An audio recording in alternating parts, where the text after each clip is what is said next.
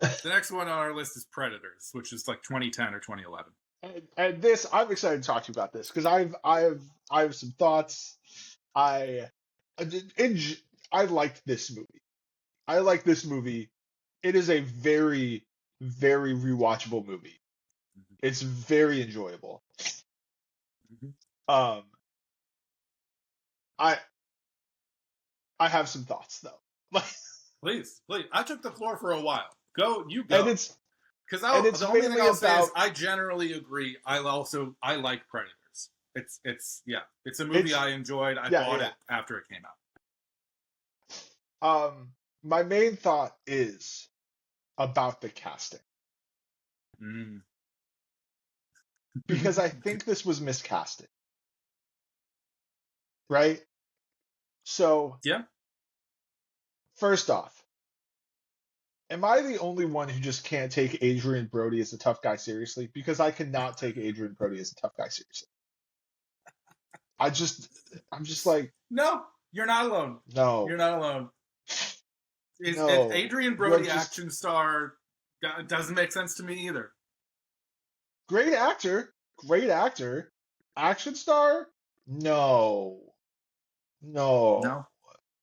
Like, my big thing was what he tried to do with his voice to make him sound tough was such a fake guy thing, like fake tough guy thing to do. Like just it just sounded so stupid. And I'm that like what's once you start trying to talk like this. Oh, that's it. I just can't take you seriously. Like I know his voice. His voices are like a little nasally and everything. But you know what? A tough guy doesn't give a fuck about what he sounds like because he will kill you. You know what anyone in the military does? Nobody walks around in the military, let me take my voice down to this. Nobody does that. They're just like, this is who I am, and I can shoot you. Like, what's the problem? And so whoever was directing Adrian Brody had to be like, first day, had to be like, no. Like, don't play a tough guy. Be tough. Like those are two very different things. He's very I don't know why you're here. I don't know why you're here, Adrian Brody, but you're here now. But you're here now, so like I don't know if I hired you or not, but yeah, but don't play a tough guy. Just be tough. Right? Like that's all you have to do and you will survive as this character. And instead he was like, no, I need to play a tough guy. You know, like just it feels like a misread of like the Christian Bale Batmans, where he was Christian Bale did this with his voice to sound tough, and it's like, no man, he did that to make it sound like Batman was different than Bruce Wayne. Like he wasn't. And then I think Topher Grace in this moment was the wrong person to be to start as the, and this is a like spoiler warning for a movie 15 years old, y'all. He's the wrong person to start as the likable goofball, I don't know why I'm here guy, and then turn. I think we needed a more charismatic actor that you actually like, because Topher Grace is not somebody who I don't know how to explain this, but he's not somebody you immediately are like, oh yeah, I like him, I hope he survives, right? He seems like a very nice human being who is just a little standoffish. That's always the read I got on Topher Grace as a person. Right? Like if this was before, I had to look this up. This is 3 years after Spider-Man 3. Yeah. If this is before Spider-Man 3, it might be the right moment to cast Topher Grace. If he's still just Eric from That 70s Show in everybody's mind, I think fine casting. But he's already no, I disagree with this. Because Eric is the worst part of that movie or that show. Eric is the straight man holding it all together. But he's the worst part of that show. He's the only not funny person in that show. He's the person that makes me go, why does Hyde and Donna and and everybody else like this kid. Like he's really. You know what sucks. it is though? It's that he has a car. Hangout. It's that he has a place to hang out. That he has a car. That's the only reason why all of these funny characters like this guy. Yep. That is what it is. Look, you're right. It would still be not great casting. I think it would be better casting if this was pre-Spider-Man 3. But I still think you're correct. There could be a better actor that you wouldn't see coming as like the villain kind of drop. Yeah. Like, yeah. Because I think walking into this, him being like, I'm a doctor, and I was like, no, you're not, you stupid ass motherfucker. Yeah. Like, I hope you die. You're slimy as fuck. I don't know what's going on with you, but I don't like it. Yeah, that's your immediate reaction to him. When if you got George Clooney, I mean Clooney's not going to do this role, but if you got George Clooney in that role, everyone would be like rooting for Clooney. And that's what I think, this is what I think Predators didn't do as well as other Predator movies that needs to be talked about. The point of a Predator movie is to have likable, sympathetic characters that you want to get out of the situation. You want them to win. Okay? The only person who I wanted to win was Lawrence Fishburne.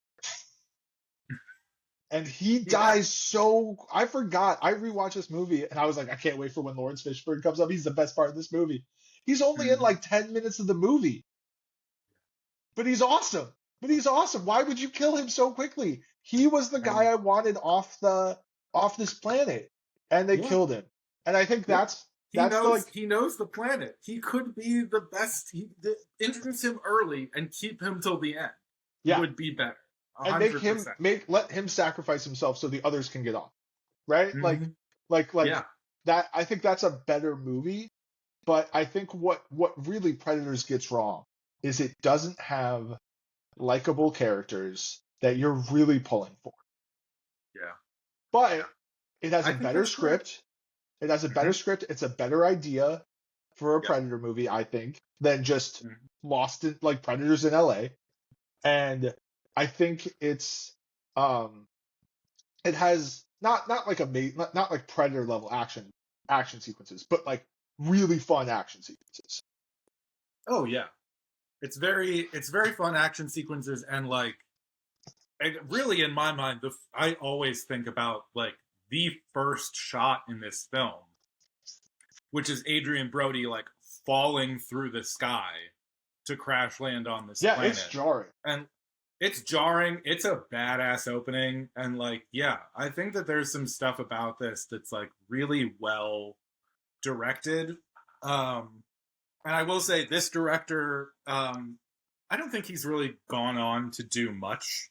His name is Nimrod Antal, but his first movie is this movie called Control with a K and 2 L's, which is a movie I would recommend in general if you haven't seen it. But it's like a independent Hungarian movie that's kind of like a crime-ish thriller that's all filmed in the underground, like train stations in Hungary. It's a cool movie, and like clearly enough people saw it. Oh, sure. Right now. Yeah, I would recommend watching that. It has some really cool stuff in it. It's like a little uneven in times, but the parts that work like really work and are really cool. And it's just a cool idea for a movie, to basically follow these people who are like the control, are the people who are supposed to like check to see if you have tickets on the train. So they're kind of like the cops of the subterranean train system, but like everybody hates them and their lives are miserable and they like never see daylight. So like there's just, there's some good thematic stuff there. It's pretty cool. So I like this director in general, and I think he did a good job. I think this was the first thing where they like brought him to Hollywood to try and do something. I think he did a pretty good job of like doing the pacing, making the action look good, having a bit of style in there. But again, I don't disagree with anything you're saying in terms of like the plot, how it moves, the characters.